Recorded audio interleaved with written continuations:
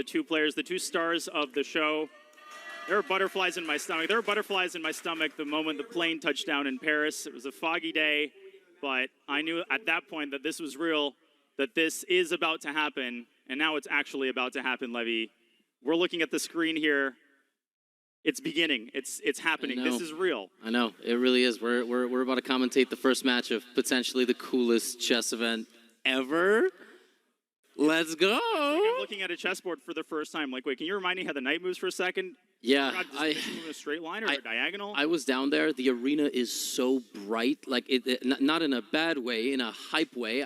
We are used to playing chess at 3 in the morning in a dark room on chess.com. Playing and pre-moving. Or 5 in the morning. Or 5 in the morning. Yeah, I'm asleep by then, but you've got that down pat, and these guys are locked in. They have their noise-canceling headphones. They've got music. I don't know what. Great coffee. I mean, I don't want to know where he got that from because I'm going there right after the show. Was that Hikaru with the coffee? He was drinking some coffee there.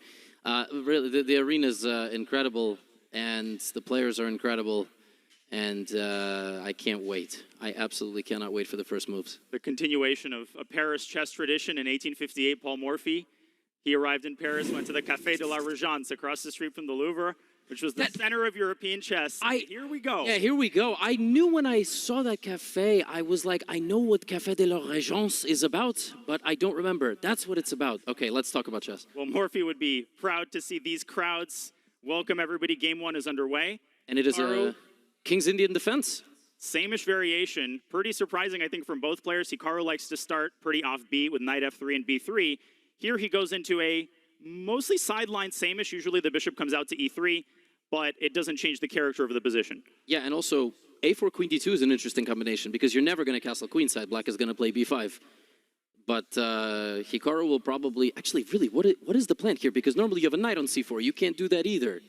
Yeah, this is a very tough position for white to handle. It's kind of a Benoni King's Indian cross. Knight h3 and knight f2 is a very common maneuver here. Sometimes you wait for the knight to come out to d7. There we go. Would you believe it? Hikaru knows typical same-ish ideas. Where did he learn that? Yeah, from you, right? You're a King's Indian expert. You probably studied your games. No, we have 3 people right now in this picture. We have Hikaru, Alireza, me, and you. 3 of you have played King's Indian about 100 times plus over the board, and I've played it 0. So I do not have the nervous system for it. I don't either, trust me. I don't know how I've been doing it for 20 years, but you can see Alireza taking the first long think because Black's entire play is basically predicated on getting this queenside play to work. And you're not playing b5 now because white's just going to recapture and the rook on 8 is going to hang. If you're not doing that, how are you going to prepare b5? There's our answer. Queen a5 threatens b5. Hikaru says, not on my watch. Yeah, and this might look really like science fiction to people at home. I mean, Hikaru has played a4, rook a3, knight h3, and queen d2. If you're watching this as a beginner, actually, if you're just watching this period, you should not play chess like this with white. You will lose because you will not be able to coordinate and keep together the 3 sides of the board. But yeah, this queen b4, actually, funny story, on Wednesday night earlier this week, I played in the Paris Blitz Society, a game against James Canty, who was hyping up the crowd downstairs, and our position looked similar to this. He attacked me on the queen side with black, and if he can break through, he would have had something, but I managed to checkmate him first. So that's kind of what Hikaru is going to look to do, right? He's going to look to get the light squared bishop out, and then maybe castle, and then prepare some sort of attack. And it's very tempting in these positions, Levy, to play f4 prematurely, because you want to get that attack started, you want to kick this knight out. But this is why the King's Indian is such a tricky opening. You try to kick pieces away, they move on to even more active squares. f4 is met with knight to c4. That basically forces Hikaru to give up the bishop pair. And this e4 pawn, you want to make sure that it doesn't become a major target for black, because black can attack it many different ways. And even take it sometimes. I mean, you could literally sacrifice, not right now because it's well protected, but there are positions, yeah, look at Hikaru, queen c2. Ooh. You know, this is one of those positions where having the evaluation bar is completely meaningless. Like 0.5 here is like 0.5, but you have to juggle 3 potatoes and they're all on fire at the same time. Like something will crash. But Hikaru is very experienced. He plays queen c2. I just want to point out, I think of e4, d4, c4, and knight f3. d4 is like the least popular move that he plays. He almost never plays d4 on the first move. Especially online, yeah. One knight f3 and then c4, b3, but his pawn doesn't end up on d4 until at least move 8 or move 9.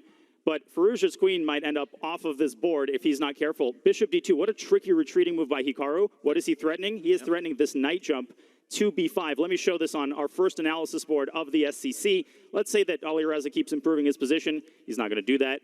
White moves the knight up to b5 or not, but this is a discovered attack against the queen. Could we see a queen sacrifice in the event of knight b5? This is how ridiculous the King's Indian is. How is the queen not trapped? I mean, maybe it is. Maybe black plays knight takes d5, sacks the queen, gets a bunch of pieces for it. We might get total pandemonium here.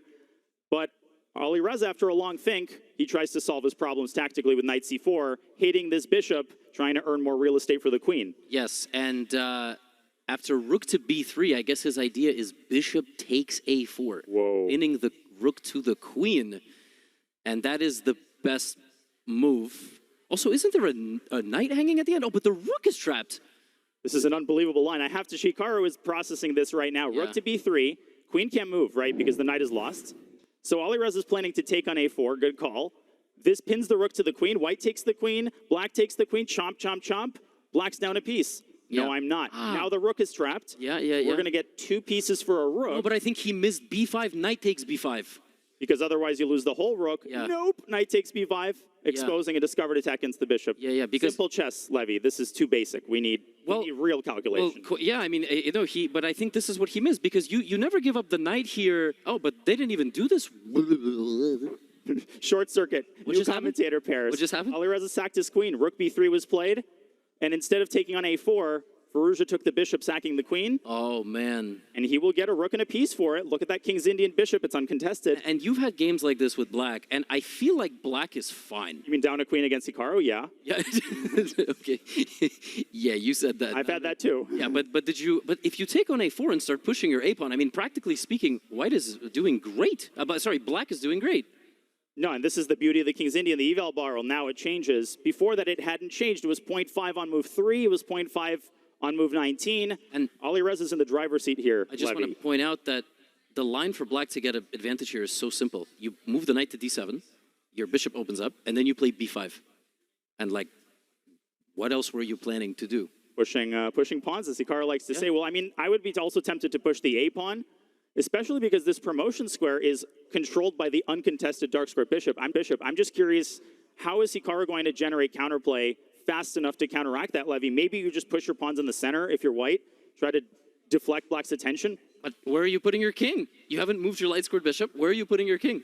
Yeah, I hadn't gotten around to that yet. Hadn't arranged it. Yes, we just advanced. I will have everybody know that the giant question mark on the screen has dropped Hikaru's accuracy to only 98%. So, yeah, this immediate move feedback is really like upsetting, because you just get told you're stupid and then it just sits there. But like, it's a very normal move. He's opening up his queen. He's trying to fight for the queen side. And by the way, Alireza has a minute down. I mean, he only has 90 seconds to figure out this position. And if he's not fast enough with his counterplay, Hikaru's up a freaking queen.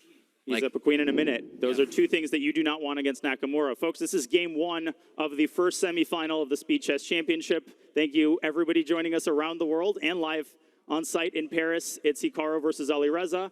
It's a same-ish King's Indian with a queen sack, and with Levy Rosman predicting Alireza's knight maneuver and dropping back.